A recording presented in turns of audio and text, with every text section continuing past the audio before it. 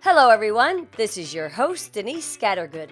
Welcome to Positive Forward Motion, where each week I bring you a topic in 8 minutes or less to help you have more success both personally and professionally. And I am so excited you're here. Today's topic is burning through it.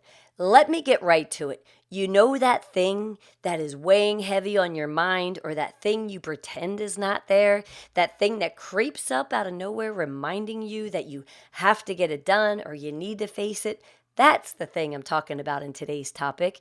You need to burn through it. And what I mean by that is you need to face it. You need to get it out of the way and walk through that flame. Because not doing it is adversely affecting your success both personally and professionally.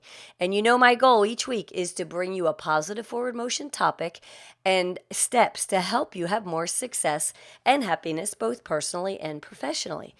Burning through it is not just about identifying that project, conversation, or task that you've been putting off because perhaps you're dreading it, or maybe you just don't know how you're ever going to face it, get started, or complete it. The truth is, the longer you avoid it, the bigger it seems to get. It will creep into your day and may also creep into your night, affecting your sleep, which in turn creates stress and exhaustion, making even the easier, smaller things seem so much harder. And the reason I use the term burn through it is because when I'm faced with a tough challenge, decision, or project, it feels like the heat is on. And when the heat is on, you can either cower, you can hide, you can try to run away, or you could stand tall, face it, and do something about it. And that's what I call burning through it. And if you don't, the flame isn't going to go out on its own. It will get bigger. And before you know it, it may start burning out of control. And that's when you start wishing you took action sooner than later. So let's stop wishing and let's start doing. And today I'm going to give you 8 steps to help you take action, burn through the things that need your attention so you don't go burning out of control. Step number 1, write it out. Get your thoughts and stresses out of your head and put them on paper. There is scientific proof that when we organize our thoughts on paper, they become easier to recognize, organize, and complete. Step 2 is burn through the hardest task first. If you start your day dreading to do something, then you know what? Get it done first. Rather than waiting until the last minute with the pressure mounting on you all day, just get it done. When you burn through it, it's going to clear a nice path to help you accomplish the rest of your day. Number 3, remove distractions. It's natural to get sidetracked, especially when the heat is on, because our brains naturally gravitate to the easier things. So you may need to turn off your cell phone, log out of your email, turn off the TV, shut your door, or put up a do not disturb sign and get to work. And if all of that just seems too hard, then do what I do sometimes. I go to the library. And if you haven't been to one in a while, I promise you're going to be super impressed. And most of them all have quiet rooms set up with everything you need to work without distractions. Number 4, break it down into manageable steps. Sometimes we get so overwhelmed to even begin figuring out how to take that first step, we get caught up in the struggle, and it can get us so stuck that we end up taking no action at all.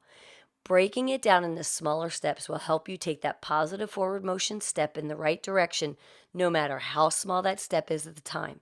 So you know that saying, right? How do you eat an elephant? Well, anyway, I'd never eat an elephant, but you know what I mean. There's the saying, how do you eat an elephant? One little bite at a time. Number 5 is discipline. Things are hard for a reason. So to gain the desired outcome, you're going to have to develop some discipline in order to achieve it. So focus on your end goal and discipline yourself to take the necessary steps that will help you get there. And that may mean that you have to turn down an invitation to a party, or you need to get to bed early, or you need to set your alarm to wake up earlier, or you need to pass on some unhealthy choices, or you might need to head to that gym or that workout class alone, even though you had a partner that promised they were going to do it with you. You need to remember it's your goal and your discipline is what's going to get you there. Number 6, let go of perfection. Nothing in life is ever perfect. Mistakes are how we learn and grow. When I was being certified to be a John Maxwell leadership coach and trainer, one of my favorite things I was reminded about that John Maxwell teaches is failing forward. What that means is every time you move forward, if you try something, even if you fail, even if you felt like you failed, you didn't fail. So what you need is get out of your own way and be the best that you can in every moment because you're only human. And the more you get out there and try, the better you're going to become. You're going to learn more and you're going to learn to do your best right where you are. Number 7, stop hiding.